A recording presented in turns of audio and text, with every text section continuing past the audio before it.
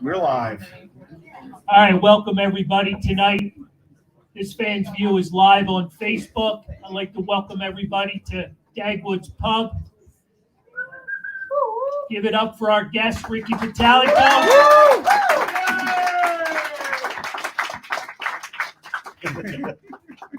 Couple of things real fast, because I know nobody wants to listen to me, but if you didn't get your raffle tickets, you get 2 freebies. And Sue's over there. We got some great prizes to give away right about 8 o'clock. So you're going to have to hang out with us and drink some beverages and eat some good food. Take care of your bartenders and waitresses. Those gals are working hard for us. They've got some awesome drink specials. Don't forget our sponsor. Somebody wants to take over for the commercial guy. I think Ricky's liking the show a whole lot. So I gotta say I'm somewhat embarrassed, but Ricky is gracious enough to fill in tonight for our guest that was supposed to be here. But Ricky's such a great guy. I'm just gonna hand the mic to him. Well, we're going to go all different directions tonight. We are. We're not sticking baseball here, people. No, huh? Not this week. Not this week. We broke you in the first week. Yeah, we're gonna. Should we start with the Flyers? Hang on for Commercial time. Oh, wait a minute. Got to go back to a commercial. Hold that break. I want to throw it to Lauren for a minute. She's got a special message from Humane Pennsylvania. So listen up. Thank you. As you mentioned, I work for Humane Pennsylvania, which operates 2 animal shelters and 2 nonprofit vet hospitals. We have a holiday donation drive going on tonight, so thank you to some of you that brought some donations for that. If you haven't, there will be a box at Carl's Cards through the end of the year, so you can certainly stop by with that.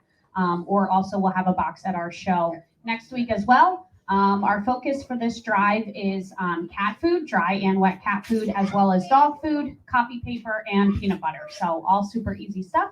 If you guys are able to make a donation, that would be great. Thank you. Very nicely done. Great job. Can we hand that mic to Fighting's executive, Anthony Pignetti? He's got a couple of... Sounds important. Yeah, absolutely. It's good for the show.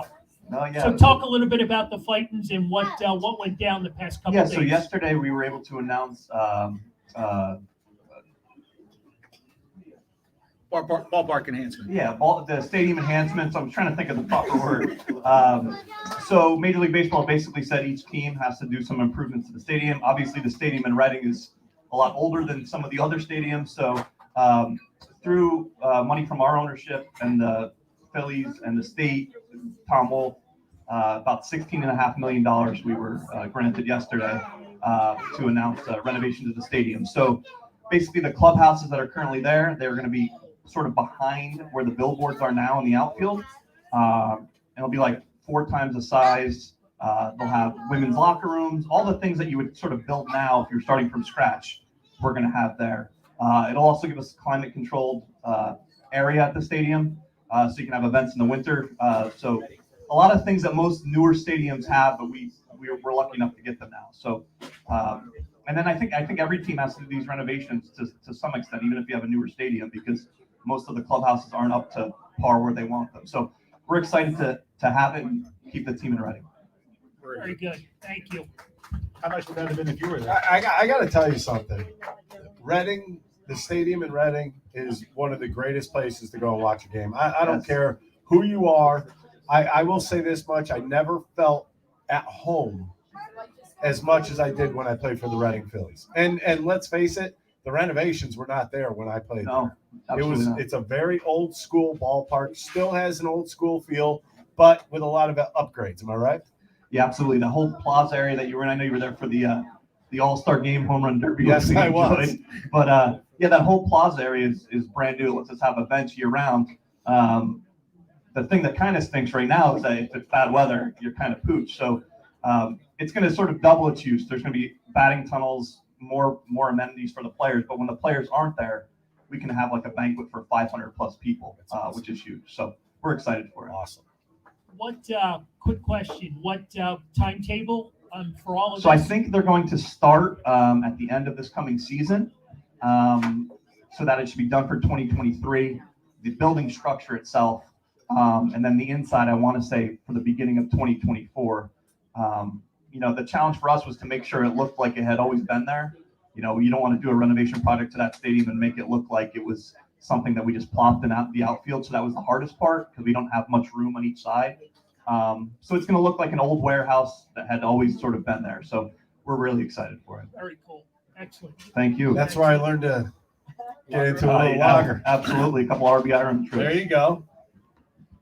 So if anybody's interested, Ricky enjoys the Yingling beverage, so feel free to set him up for him.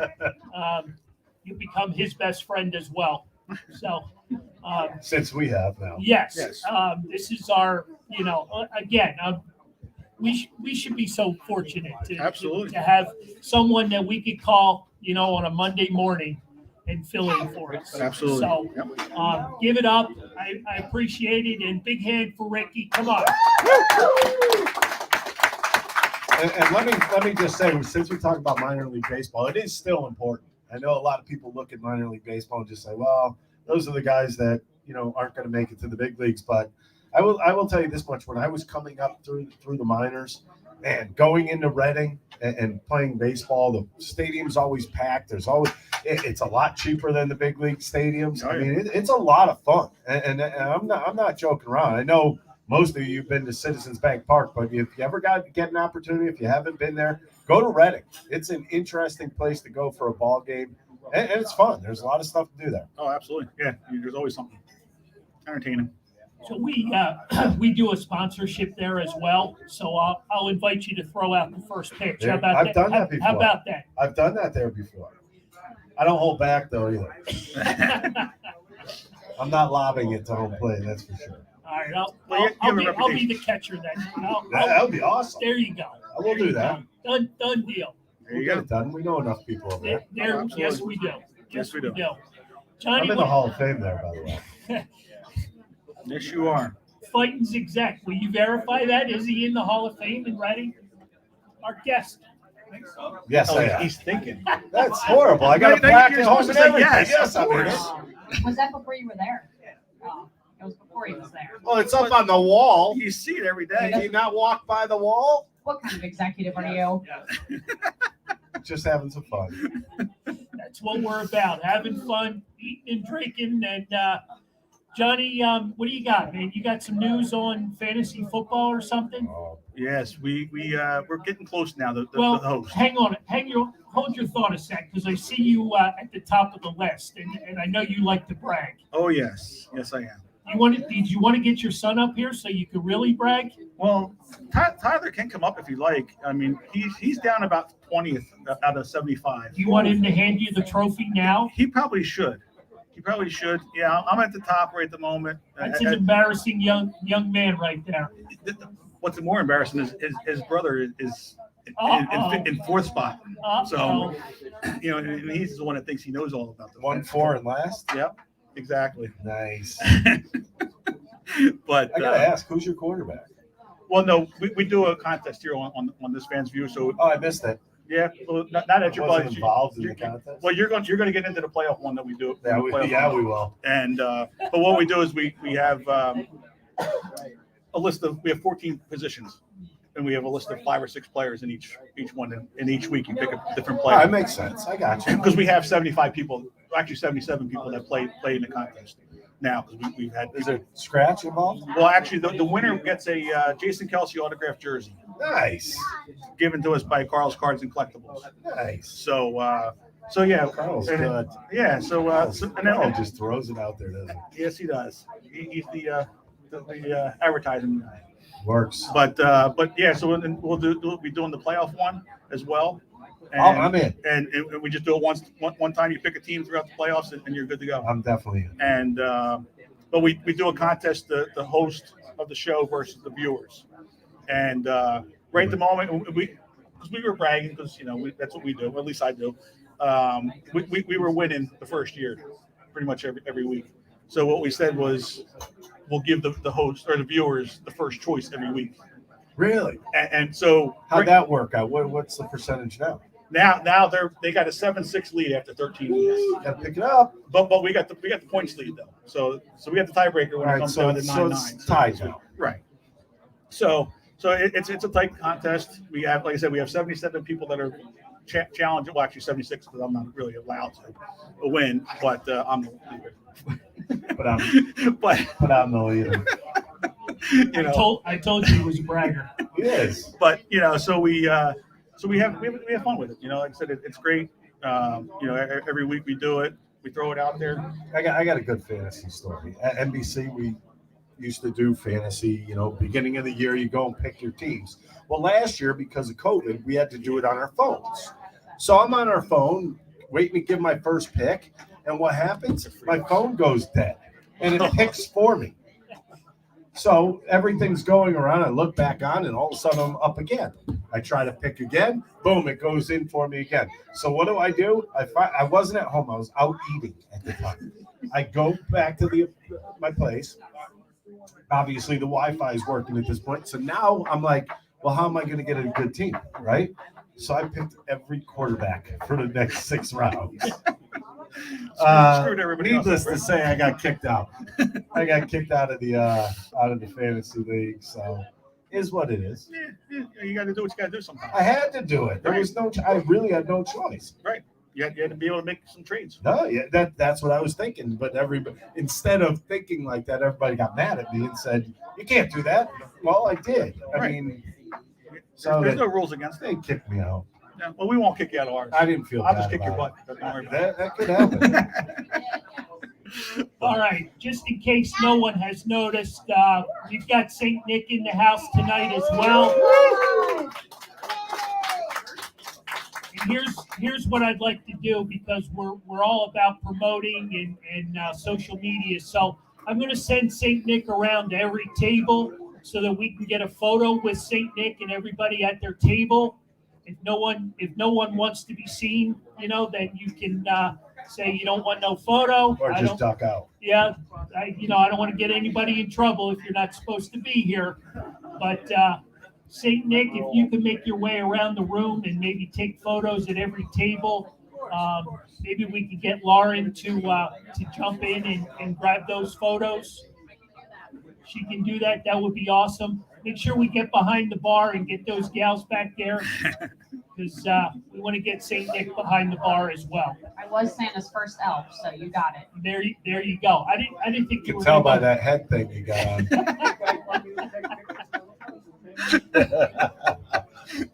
It's wide open. Now you got her mad. That was your Christmas Eve friend that said that.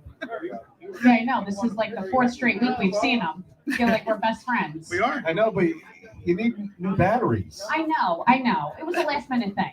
All right. What can I tell you? Should we get into some sports? Let's do it. Yeah, I think we start with the whole coaching changes. Yes. Elaine Vigneault, obviously out with the Flyers. The one thing that people think, you're a Flyers fan, I know you are. But the one thing that people think is that a new coach comes in and it changes the team. I'm not a firm believer. I hope Tocchet gets it, by the way. Yes, that's Because that would be my choice right off the bat. I know Rick Tocchet personally, so I mean obviously he's my choice. But but when you look at something, it happened to me. We had Fregosi come in, or Fregosi get fired while I was with the Phillies. It's not always, oh, this is great, because the players start to think, wow, we caused this. Right. And that's the main thing that happens. And when you start to think like that, that may draw you backwards. Yeah, you may win a game early on when there's a new coach, but especially when you go to an interim coach, that doesn't change anything, because all that coach is probably going to do is do the exact same thing that Vigneault was doing, and then kind of hope. You know what I mean? You can't do that. I think right now the Flyers should be in hot pursuit of somebody right now. I know they have some guys under, but they're saying we're going to stick with this. No. Go get somebody now. Yeah, like you said, Rick Tocchet's our guy as well. Carl's been asking for that for a while now, and yeah, he would be a good guy. But I wonder if they're afraid because he's that Flyer way. if they're trying to change that a little bit, maybe, I don't know. That would be one thing. I don't think that's it though. I don't think he looks at it like, because when you think about Taka, what do you think of? He was a tough guy that could score goals. He did little things. He was always in the mix. That's not how the game's played anymore. He understands how the game is played. You got to bring somebody in that knows the analytics of the game, but also knows what it's like to be on the ice. You went with that analytics?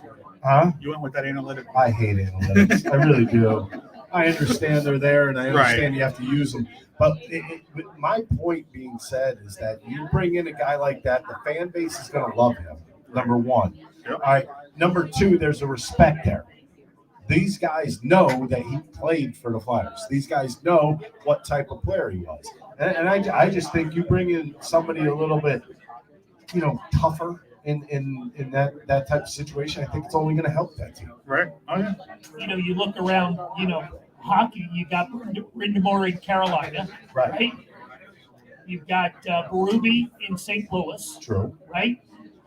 And he was brought into a tough situation there because, that team had fallen flat. And I believe he was coaching their minors, if I'm not mistaken. And they kind of just threw him in there and did a hell of a job. And I think Tocchet, not that, he was in the minors because Phoenix just elected not to resign him. Right. And, I think it's a really good fit, but I'm just, it's the Philly way that scares me. It's the Philly thing that just, what happens? Let's paint this scenario. You don't think he's going to get the full do what you want type situation? Exactly. That's a problem. That's a big problem. Oh, And I just if he comes in and he doesn't get here's your team, let's go, and he doesn't get that full, authoritative, this is your team, then what good is it? I think every coach needs that. No matter where you're going, what type of situation. I mean, I can bring it into when I was playing. I mean, I played under God knows how many managers, but you always knew what you were getting. And here's a perfect example. You look at a guy like Jim Fregosi. He was one of those guys who loved his players. He would do anything to stick up for you. I also played for Frank Coda, who, in my opinion, was way in over his head. And we knew At it. least here in Philadelphia, But we knew it as players. So we knew that we were running the asylum. Do you know what I mean? Yeah. And then when Boa came in, you knew you weren't running anything. So I mean, it's always there's a point of view that you have to take. And as players, I did not like when Giroux said we have no direction. Right. And then he's been That's here. an issue. He's been here a long time. We've had 6 coaches changes now, Yeah. pretty much under him, while Drew has been here. So, it's about time that it's not really the coaches anymore. It's But doesn't the it? players. Yeah, it goes back to the players. Right. So where does this team actually stand? So now you start looking at the general manager, you start looking at the coaches, you start looking at everybody, and who's going to take the blame? Coaches are going to take the blame. You can't continue to do that. Mm-hmm. Oh, yeah. So, I mean, in my opinion, you bring somebody in here that has had experience, which Tocchet has, and I think he could jump right in and he obviously understands the game and obviously understands this team. Right. I mean, Oh, yeah. Let me put it this way. When you play on a team for a certain amount of time, I don't care who you are, there's always one eye watching. So, I mean, in my opinion, I think he would be the best bet bringing him in here right now. And, they're in a tough stretch right now. I mean, you've lost, 8 in a row right now? 9 in a row. You're in trouble. Right. This isn't even like a situation where, we could dig ourselves. No, you're in trouble right now. You better figure it out immediately, not later on. I mean, you have as many points as the expansion team does right now. Which is terrible. The Kraken. Are you kidding me? Yeah. I don't know. I mean, that's what you can say about the Flyers because, the new coach comes in, they lose 7-5. Right. So you're not playing defense. I think that's been a big problem with the Flyers for a couple of years now. Well, everybody's too fast for them. Yeah. That's the problem. They're slow. Right. Well, and then you're re-signing guys like Couturier and Giroux signed for life, for crying out loud. And let's face it, they're only going to get slower as the years go on. Right. Exactly. So, I mean, that's where we sit with the Flyers right now. and then we can go to the Eagles. You love this. Let's go to the Eagles. You know, we were hoping that, you know, we were hoping more for Jalen Hurts, you know, the show with his arm. Yeah. You know, and He hasn't showed much. no. at And this point. that's the part that's holding the team back a little bit as far as he can make explosive plays with his legs, you know, and do things that are good that way. Right. It's just being able to get the other guys, like Devontae Smith should be doing a lot better than he's doing. Well, Now. it's about finding the guy, right? Right. I mean, when you think about what Minshew did this past weekend, that great game by him, right? Although you are playing a glorified college team in the New York Jets. Yep. The one thing that you have to understand is who did he utilize? Got it. Yeah. He knew where he could go in certain situations that were going to make the situation better for him, right? Why? Because he's a veteran player. You know what? With Jalen Hurts, you got to wonder, is that his third or fourth check down to the tight ends? I think you use the tight ends more. It's always been this way in Philadelphia. You think back to Zach Ertz. He always open, right? Yeah. Makes the catches, holds on to the football. Yeah, Devontae Smith, yeah, he should get the ball more. But if you can't throw the ball downfield, you're not going to get it to him. Right. Exactly. You don't want him across the middle. Because how long do those guys last? Those guys that cut across the middle, how long do they last? Especially Not when very long. they're about 160 pounds, 170 pounds. Well, I mean, you think go back to Deshaun Jackson. I mean, now you look at him and he's always hurt. Every week he's got a hamstring injury or a leg injury. But when he was good, what was he doing? Flies. I mean, because nobody could catch him was the main thing. I mean, when you're throwing downfield, I think that's fine. But you have to have complementary players with him. The guys that could go across the middle. The guys that could catch the ball, like a Dallas Goedert. That makes the team better. That makes your quarterback better. Oh, yeah, absolutely. And if Jalen Hurts is blindsided to that, that's a problem. Mm-hmm.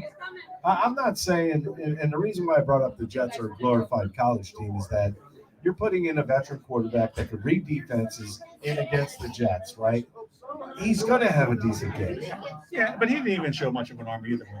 He had a rag arm. You could have put anybody in a team. And He was just more accurate. You know, Right. he was accurate throwing the ball, but, Yeah, but I mean, think about, I'll go to Tom Brady right now. You think he doesn't throw the ball downfield a lot anymore, no. but his accuracy is good. Right. And who does he utilize? Gronk. Right? When you're in trouble, you need somebody to put in your back pocket. Whether that back pocket be, if it's Smith, that's fine, but he's got to be open.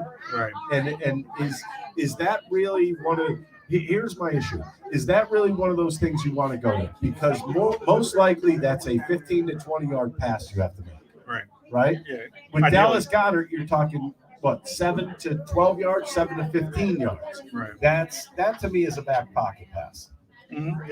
Yeah, Can we back up for like 1 second? Because we were talking Brady, we were talking Tampa, and I know from previous conversations that's your team, right? Yeah. Who was the first guy when he signed with Tampa that he brought with him? Gronk. Why? Who's his go-to guy? That's right, back pocket. Right. But Pretty simple. But I mean, you watch this Jets game. What was Minshew's back pocket? It was Dallas Goedert. He knows the guy can catch the football. He knows he's open a lot. And if he looks at the number one shot down the field and it's not open, he's going there. Right. I mean, shouldn't that be always in the back of your mind? Okay, there's my number one. It's not open. Boom.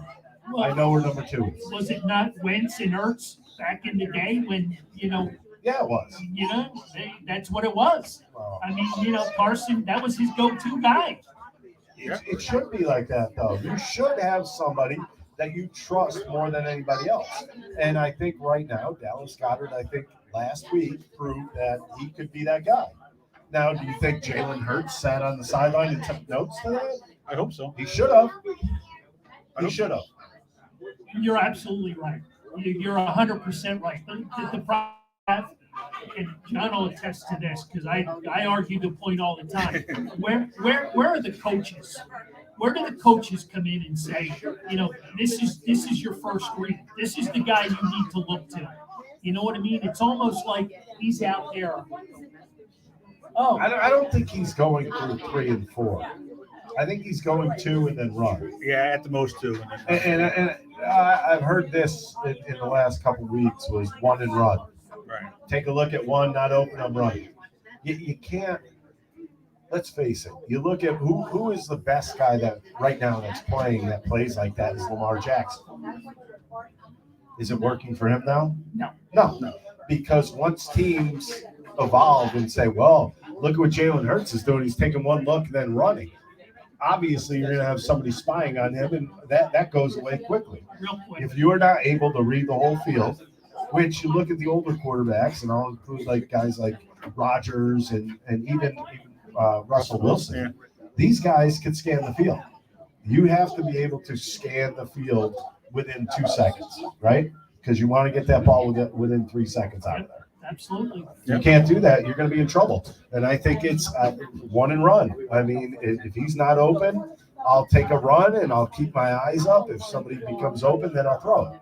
That's where Jalen is right now. Can't agree more. Hey, guys, any questions? I know we got into some Flyer talk, some Eagle talk. You guys got any questions? It sounds like Ricky's got it all going tonight. So if you guys got a Christmas wish list, Ricky will give you a store to shop at, whatever you need. Whatever you need. So Amazon Prime.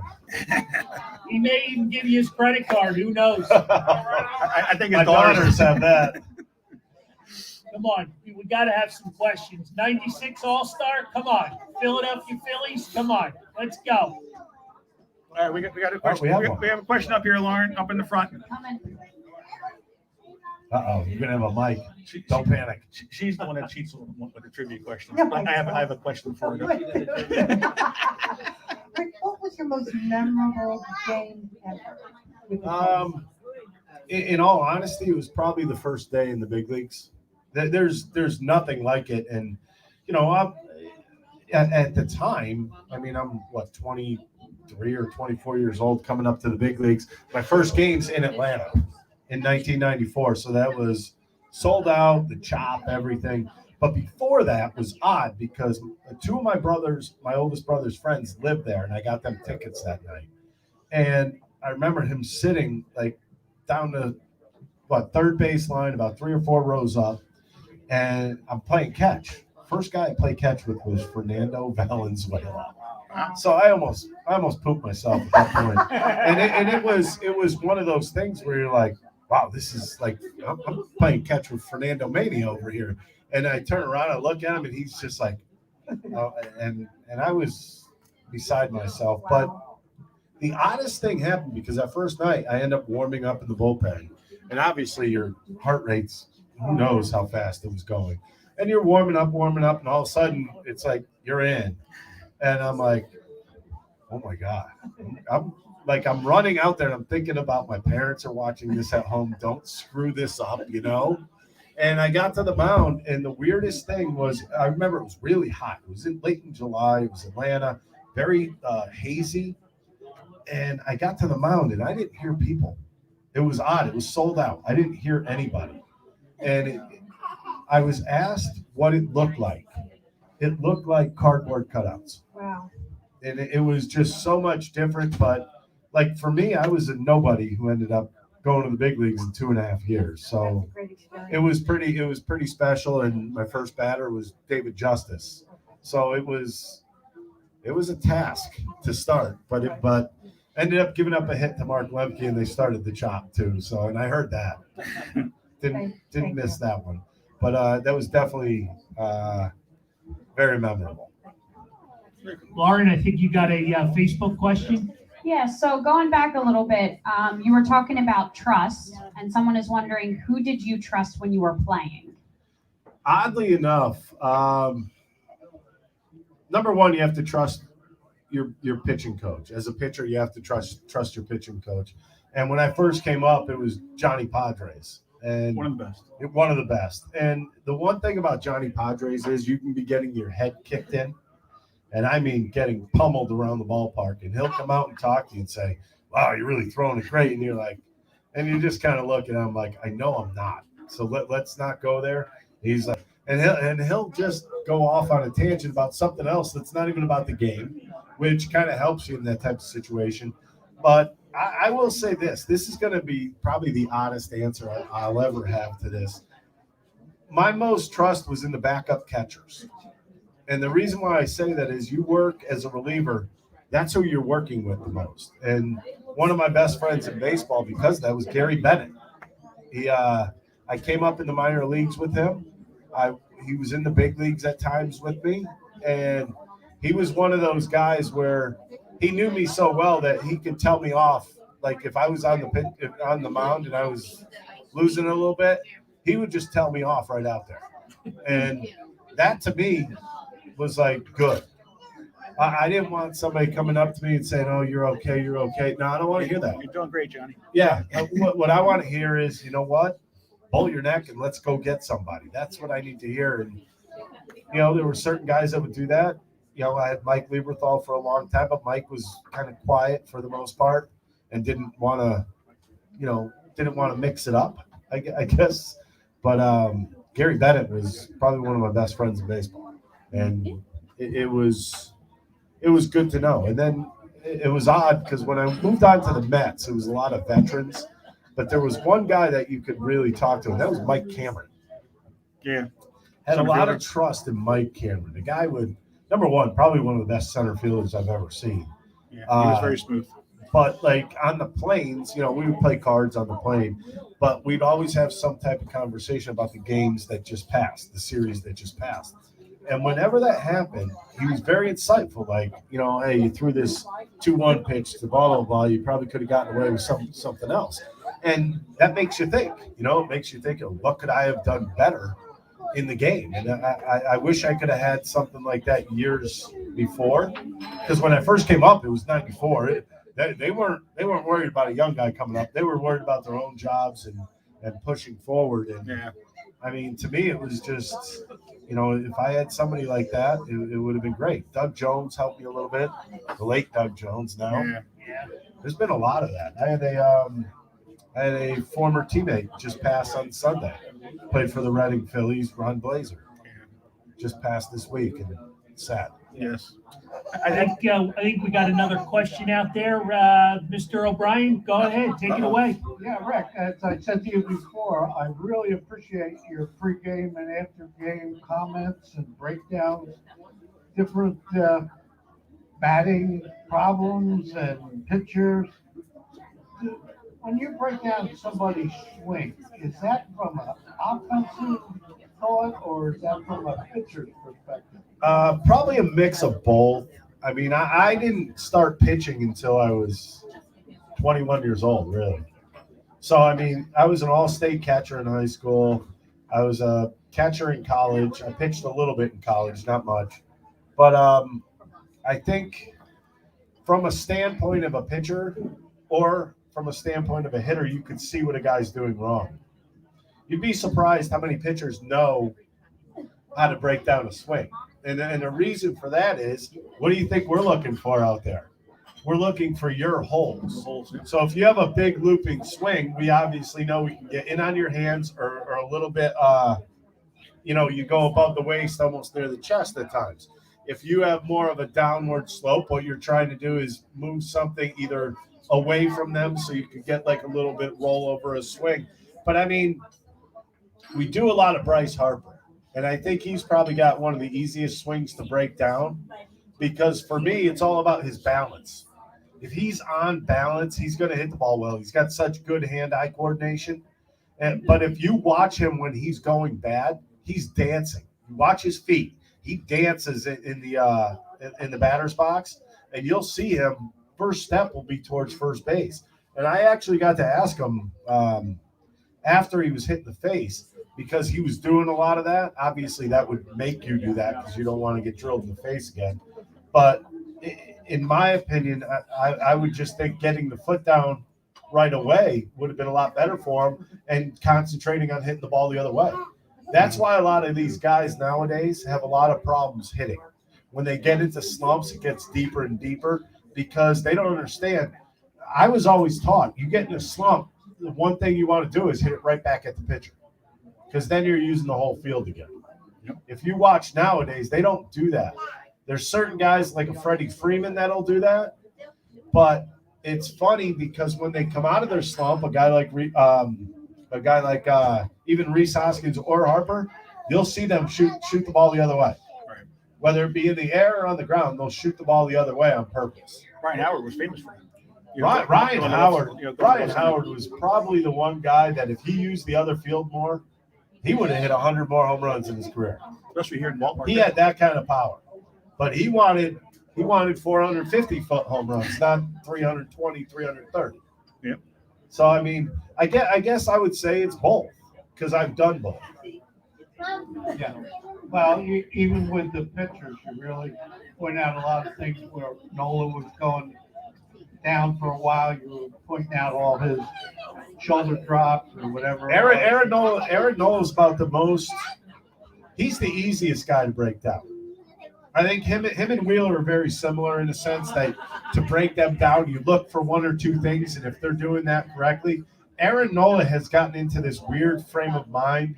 And if you watch him with his glove, I know he's doing that so people don't know what pitch is coming, but you'll see him like roll his glove before he pitches. I think that's putting him into a bad rhythm. And I think that's really hurt him, especially within the last year. Because in my opinion, when you're throwing 93, now mind you, don't listen to the radar guns because they're not right. I'm going to tell you that much. They're measuring arm speed is what they're doing. They're not measuring miles per hour to home plate. They're measuring the arm speed at release point, which will not necessarily give you the true form of how fast that ball is going. Aaron Nola is a 92, 93 mile an hour pitcher. And when you think about his first couple of years, even his year that he had votes for Cy Young, what was he doing? Getting the ball down with movement, right? He got away from that. Why in the world would you get away from something when you don't need to? That is what bothers me about Aaron Nola, and I think that is a organizational thing. I think that was the same thing that happened to Zach Eflin, and I think it happened to Aaron Nola where they were saying you got to be able to rise up a fastball, which I think it's poor, very poor. Well, my son to your right there thinks he has physical problems. I think he was hurting this year. I agree with that. I don't think he was 100%. Do I think it's like surgery? No, but I think he was definitely weaker than we've seen him in years past. You, huh? Yeah. Was that your theory? Yeah, actually, I really think for about 2 years now, I think he's been Fighting himself. When they shut him down, I think he probably needed surgery or like borderline, whether surgery or not, and they went with the non-surgery thing. I think that's because you'll see like he'll have great days where he controls the ball, and then afterwards he doesn't, Which usually has a tendency of some kind of an injury. right. And you're right. That's where I mean, if you watch him and you watch the look of his elbow when he throws his curveball, he's throwing it from behind him, right. which means he's putting a lot of stress on his elbow. That could start things, and if that starts hurting, then guess what goes next? Sure. It happened to me. I mean, so it happens to everybody in the game, and I wouldn't be surprised because he's 4 years in at the big league level. Right. Yeah. And it's just that little bit. I don't know. I just think there's something there. Well, it's funny because you lose a centimeter in the big leagues. That's a lot. And yeah, it wouldn't surprise me if he's probably home rehabbing something one way or the other. Right. And when you're hurt, your mechanics go off a little bit as well. Right. You Which if you notice, his mechanics, they change all the time. Right. And if you're a starting pitcher, especially, you have 4 days in between to figure it out. Yeah, you should be. You should look generally the same every time you go out. Yeah, that's the only reason why I was thinking that. It doesn't surprise me. Doesn't surprise me. I mean, there are games where I'll look at somebody and say something's not right. I mean, it happens. Lauren, what do you got? So we've had someone on Facebook asking your thoughts on the lockout. I don't understand it. Let me get you a six-pack. Hold on. No. I really don't understand it right now in the sense that, okay, I know the players want profit sharing, but aren't you making enough the other way? Yeah, you would think. But then you look at the owners, and they're giving out $43 million contracts. for 1 year. So now I'm a little confused as to why they're even bothering. It's almost like they said, well, we're at a time and a place where we should just lock somebody out. What do you actually lock? Why? I mean, here's my sense of their stupidity right now, and this is both sides, because the players knew it was going to happen. The owners obviously did it. But when you look at the whole situation, we are just coming off of COVID, where they had nobody in the stands for every game except for the playoffs, right? And then you run into the following season and you look at Citizens Bank Park and the team is in a playoff position in September and they're getting 24,000 people. That to me is saying something. Do not piss off the fans. And let me put it this way. If they don't go to spring training on time, you are pissing the fans off. Absolutely. Because we're just starting to get over this hump, right? The COVID hump. And yes, it's still around, but a lot of people feel a lot more comfortable about it. So what does that do? That pushes people to want to go back to spring training. And they almost, in my opinion, people need spring training. It's almost like that vacation that everybody waits for every year. Carl does. I know the games don't mean anything, but it's a great time when you go down there, right? You get to get close to the players. That's the other thing. I mean, let me get back to this. I don't have a good answer as to why they are doing this. I think it's poor on both ends. I think they're not thinking about anybody but themselves, and that goes to both sides. I think you better get something done by February 1st. Right. Because the fan bases have been dwindling a little bit, and you don't want that to continue. And the only way to stop that is show the fans that they mean something. And if they do that, then I think it's fine. I think they might have done the lockout early enough this year. The thing that bothers me, I said I was kind of involved in this. I was in the minor leagues when the strike happened, though. And the weirdest part about 1995 and that strike was that we offered the owners a better deal in August of 94 than they ended up getting in April of 95. So you see what I mean? I just don't get it sometimes. Yeah. You have to weigh it. Just weigh it. If the owners have $43 million to spend on one player, do they really need more money? The answer to that is no. No. If you're making $43 million a year and the guy who first comes up is making, what, $560 now? They don't need it. I mean, the bottom line is, what are they really arguing about? Profit sharing? Come on. The DH, it's going in. We all know that. Oh, yeah. I just, sometimes I get a little lost into what they're actually feeling their way through. And the one thing I want to see is I want to see meetings. I want to see meetings now. I don't want to see them wait until, January 20th and say, oh, we need to have a meeting now. Do it now. Put everybody in a room like this, feed them, give them drinks. They'll figure it out. Trust me. All right. Trust me. Last With no bathroom would be even better. There you go. And you got to take care of your sponsors. Oh, God. Lock her up. Hey, City Distillery, a local vodka company right here in Philly. They help sponsor the show, and we got some trivia questions, Yes, so we we can do. give away some prizes. Yes, we have trivia is going to give a change up to everybody tonight because it's not. Change up. Yeah, 'cause I they see don't- where you went with that. Yeah, you see that? They all think that the questions are going to be about Ricky Bottalico, Nope. but not this time. We're going Christmas theme here, so we're going to have some Christmas story. Santa, you're excluded from answering. Yeah, Santa cannot answer. But But we may need him for verification. yes, Definitely. especially the one. But in the movie Home Alone, the original, what was the city that Kevin lived in? No, yelling out. You gotta. Oh, well, was it right? It was right. Oh, jeez. All We'll give right, it to him. All right, let's go over the rules. Yes. All right, You gotta raise your hand. You gotta raise your hand. Right, this is second grade Catholic school. Gotta raise All your right, hand. you gotta raise your hand, otherwise you're gonna get smacked. And you missed out on the city Not by- sip pouches. Not by And me. you miss out on the city sip I'm pouches. supposed to take one home. Oh, right. we'll have some for you. Here we go. So you got to raise your hand. Johnny, take it away. All right, so we have another one here for you.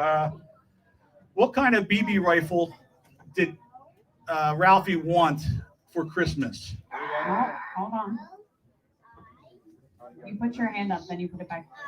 We got one up. Oh, Red Ryder BB gun. Red Ryder BB gun? that was there. There's a little bit more detail to it, but all right, we'll let that one slide. Alex, you allow that? All right, well, we'll hang let you on, slide. hang on. We got another. You have something to add to it besides Red Ryder? Help is on the way. Well, No? that's part of it. Anybody? Keep your eye out, kid.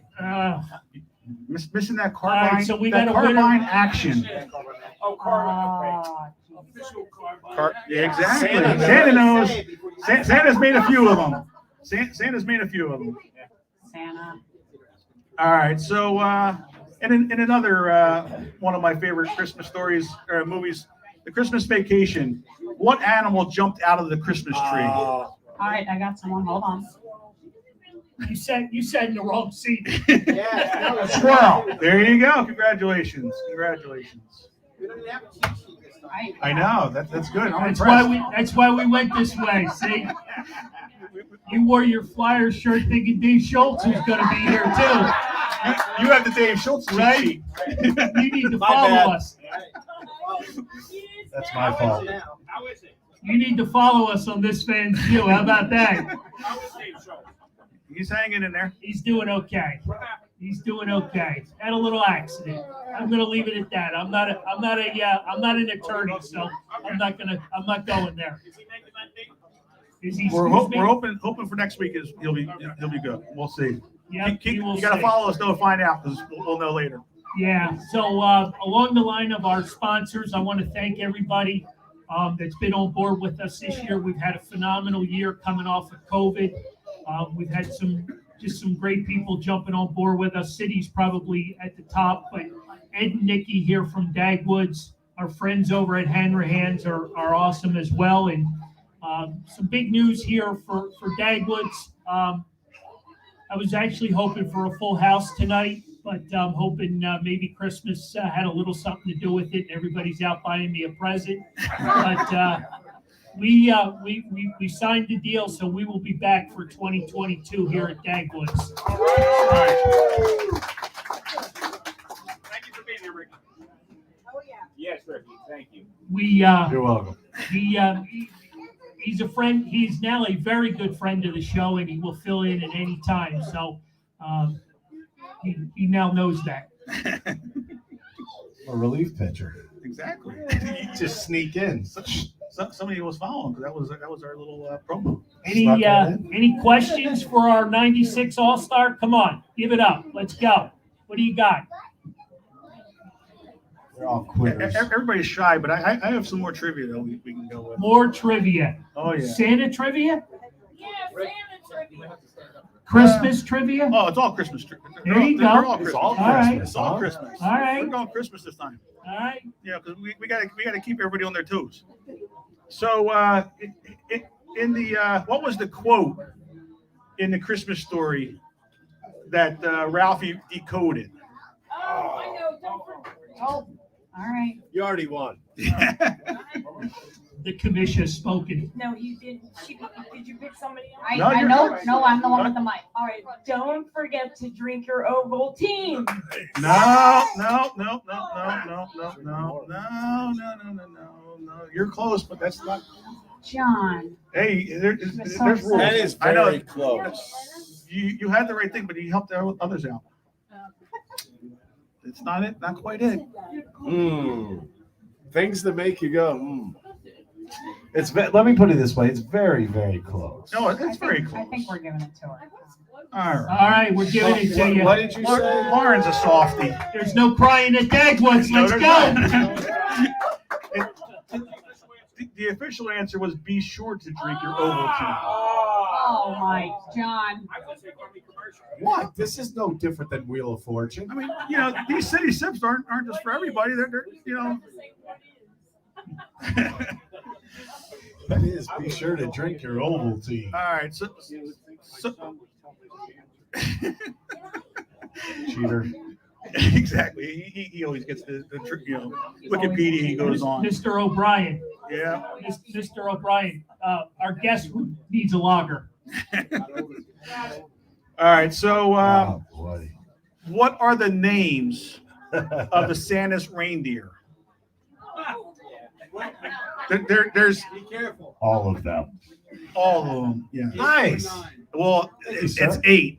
8's the official, and then there was one that was added. So it's the 8 that not including the one that was added. And this is coming from a sports guy. Somebody's got to know this. Come on, you know this song. Come on, you know the one with the red nose. Well, that's the 9th one. That's the extra one. Oh, you get that doesn't count. That one that technically does. There's 8 reindeers, and He was the main guy. well, but Rudolph was added How for does that one everybody day. not know the song? Why don't you sing it? No, absolutely not. Gonna sing it for you. If she had better batteries, she would be able to sing it. Better batteries, more wine. Her, Fun her factors. batteries are definitely dying out. We only have a blue light blinking now. Oh, jeez. Nope. Oh boy. No We'll one. put that on Sorry, hold. sorry, There Santa. you go. Sorry. There you go. All right. Try the next one. Here we Uh-oh, go. Here we go. There you go. Here we go. I'm not sure if she has the answer or she's singing the song. Comet, Cupid, Donner, Blitzen, Prancer, Dancer, Dasher, Vixen, and Rudolph. There you go. Good job. Nice. Good Nailed job. Good job. I knew somebody would have to get that one. That's a big answer. That was a big answer. That was big. Big answer. Technically, I would have taken 7 out of 8, but it's okay. She went the whole thing. Yeah. She knew the song though. Exactly. Definitely knew the song. So back we have then. two more trivias here. Here we go. Listen up. In the movie Home Alone, who was on the train in the cutout of the train? You know, when they were doing it, when Kevin was Come again, pretending John? people were. When Kevin was pretending he was having a party at the house, who was on the train as the picture, the shadow moving All around right, in we the? got it. I don't know what you're saying, but we got an answer. Michael Jordan. Correct. Oh, I don't know how nice. you understood what he said. That was excellent. I kind of said it right. Huh? Yeah, he was like this, right? Yeah, On the yeah, train. he had the cutout, and he was on the train, and it went around the circle, so it looked like he was moving around in the party. All right, and then we have one more. We're gonna run out of sips. You already did. We did, because Ricky's taking a few, he says. The winners will have to take it up with him then. But in the Christmas Story movie, Flick, what did he get his tongue stuck to What the heck? after Hold being on. triple dog dared? Oh, come on. Come on, it's it's- easy. I told you sat in the wrong spot. Yeah. Metal pole. That was horrible. What was the answer? A metal pole. Well, Yes, that's correct. Yes, that's correct, John. It's a school flagpole. Come on. Oh, stop with the technicalities. Come on. You went way too deep on that. It was a pole. He was an idiot putting his tongue on a pole. I mean, All right. come on. But he was triple dog Your dared. dad wants to know, where's your Christmas spirit? It's always here. I love that movie. I think somebody should come up with some trivia for him.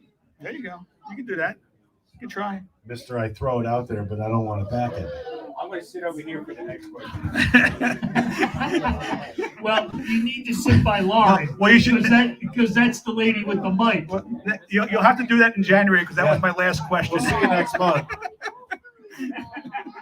Speaking of that, that's a great segue. We're back January the 12th. Commercial time. Speaking of sponsors, we will be back here January 12th with a guest to be announced, but you got to follow us. This Fans View. So everybody dig out that phone and make sure you follow us. We'll be making that announcement probably within the next week or so. But again, if you missed the announcement earlier, we will be back here for 2022, and we're really looking forward to that. So Congratulations. thank you. Thanks. Thank you. Thank you. It's all made possible because of guys like yourself who are willing to come out, spend the night with us, talk sports. Yeah, it's not easy with you two either. No, it's not. He's getting very comfortable with us. I am. which is good. Which is good. I no longer have to go through his agent, Bill Mattis. I can just dial him up direct now. You coming? All right, I'll be there. Yeah. Billy won't like that, but that's okay. You know the location, right? Come on out. Yeah. But again, I Know want where to you're thank going? I want to thank everybody for coming out. Closing comments. I mean, Well, we're done. What do we got? We have 2 minutes here. I'm excited. We have Ricky Bottalico playing in the fantasy football. There you I'm go. definitely going to do this. There you Yeah, go. he'll be following us, and then he'll be playing next year, and we'll see if he can come up against the Who, champ. who do you guys like in the NFL right now? I mean, take out the fact that you're Eagles fans. Who do you like? Really? You know, it's going to be tough this year. I mean, there's What really about the Cardinals? Are they for real? Can they win in the playoffs? That's the question. That's the question, exactly. Thank you. Yeah, no, Oh, that'd be interesting. that would be a really Brady Belichick for 2 weeks. We'd have to listen to that. listen to that. It Yeah. could happen. Oh yeah, I mean, they're playing well. You know, Mac Jones is playing well. Yeah. You know, he actually watching him play Monday night. He almost looked a little bit. Obviously, he didn't throw the ball, He but didn't have to do anything. no, but his mannerisms and the way he was acting on the field, he kind of looked a little bit like Brady. Yeah, well, I think that just goes to like following the scheme of what Belichick wants to do. Right, I think exactly. that just ends up that way. Mm-hmm. But I mean, he's doing a nice job. He's making the throws he needs to make. Right. Although, I mean, pretty much anybody here could have quarterbacked the other night. Yeah. He only threw 3 passes. That's what I mean. Just hand the ball off. That was the one thing I was disappointed with. I was actually hoping he didn't throw 1 pass. So he went the whole game and won the game without throwing I it. think they probably could have done it. Oh, they would have won. They still would have won. Yeah, I think they could have done it. because he was 2 for 3 for passing. But you know. I mean, that's one of the games where I love. I heard this one thing. This is the greatest thing I heard. Wow, Belichick's a genius. And the next guy said, "Yeah." He looked up at the flags and said, "I'm not throwing the ball today." I mean, that's really what it came down to. Oh yeah. Let's run the ball. Let's see if we could. And they ran the ball well. I mean, what do you do? You know, you put it up in the air. Who knows what's going to happen to football? Right. I mean, unless you have a Josh Allen cannon, you're not. You know. Yeah, but you're talking 40, 50 mile an hour. You Right. cannot throw the ball in a 40 or 50. I don't care if you're with it or against it. You can't Right. do it. Oh no, exactly. And then that's the thing that I admire about Belichick is he Right. will do whatever it takes that game to But win. Well, that's why he's a good coach. Right. Because he looked seriously. He literally, I think he said it in his press conference. I looked up the flags. I was like, "There's no way we're going to have a passing game today." Right. So why would you? And I thought it was well done on his part, well thought out on his part, and you just do what you have to do to win the game. That's where I think a lot of these coaches around the NFL get lost. Yeah. What Carl and do I you talk about need that all the to time. do? Do you have to slow the game up? Do you have to speed the game up?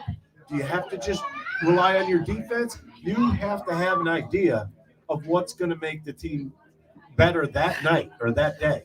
And Belichick's good at it. Sorry, Oh, yeah. I'm taking up all the time. Oh, you're good. It's That's all good. Hey, real quick, we got a Dave Schultz autographed jersey being passed around the room. Ed is selling chances, and he gives back to the community. So all of that money is being donated. So dig down in your pockets and buy some tickets. I know he'd like to draw the winner tonight. I don't know that that's going to happen 100%, but it's a Dave Schultz autographed jersey, and there you go. It's up for somebody to win. So dig in, jump on those raffle tickets. Lauren, you got anything else for us? We're all good. Cross your fingers for spring training, people. Yes. Yeah. How's that for a closing thought? Yeah. Carl's worrying about He's going to pass out over here. he's not Poor sure guy. if he's got to worry if he's going to be booking his trip down there. or Carl's not. going down. He's hoping to. That's my plans. Those are my plans. Just go there and sit in the seats. Same sun. I don't even go to watch baseball, like you said earlier. Go down there and have a good time. Exactly. Go to the Palm Pavilion, do you? The beer's colder. Oh. You know everything about Do it. you go to the Palm Pavilion? We hang out. We No, hang you out. don't go? What? Oh, that's awful. We do so many other things. Wow, you don't bring your daughter. they go to Bradenton. And Bradenton. Anthony's He's a Pirates fan. And you, holy crap. See, it all And comes he out. works for the Fighters. I might have to make some calls. He didn't. That's why he didn't realize you were on the Wall of Fame. Bradenton. Yeah, we used to hurry up, let me pitch in the fifth inning, let me get the hell out of there type games. Oh yeah. That actually is one of the hottest parks that we played in down there. Really? Yeah, because it's not really on the shore. It's kind of inland, and it is just hot. Wow. Like the sun is always beating on you at that place. Interesting. No, I'm dead serious. Yeah. I mean, well, you go to Not quite Clearwater, far. it's only a couple miles off the water. You go to St. Pete, where it used to be. I don't even know if it's still there, is it? Al Lang? Yeah, Yeah, right it's on the all- water. Yeah, it's all redone now. Yeah, there's a lot of Yeah. like spring training. I mean, there were some bad places to go when I played there. What was it? Where the Reds were in Plant City? That was a joke. The boardwalk. The awful. boardwalk. Boardwalk baseball. I was actually there for the Royals when I was with the Royals. That place sucked. They made it. This is no joke. We're going way over time, aren't we? We're good. Listen to this. We're in spring training, and the first day of spring training, you have to, as a pitcher, relief pitchers. Of course, I'm the leader because I just got signed over there. I want you to take them on a 2-mile run. Now, mind you, the amusement park was closed down, but all the rides were still there. It was like eerie. So we start running. We're about a half mile into this run, and we're going down where the roller coasters used to be, and there are snakes all over the place. Ooh. I just looked and I went, we're in trouble. Literally turned right back around, went right back to the clubhouse. 2 miles in, we're good. I'm telling you, it was nasty. That place, that was like a haunted place when I was there. It was bad. At least it wasn't gators down in Florida. Oh, there were gators down Well, no, there. I'm saying you ran into They snakes. had they had these swamps that used to be in the amusement park. Right. It used to be called Boardwalk Baseball, I think it was. And they had all these amusement rides, and there was like a lake there. There were gators. Oh yeah. But yeah.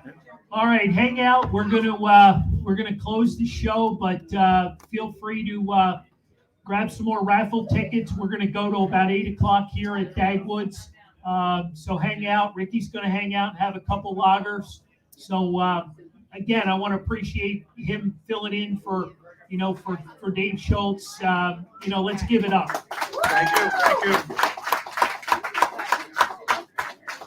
Merry Christmas, everybody, and we'll see you Happy holidays. January 12th. Happy holidays. Merry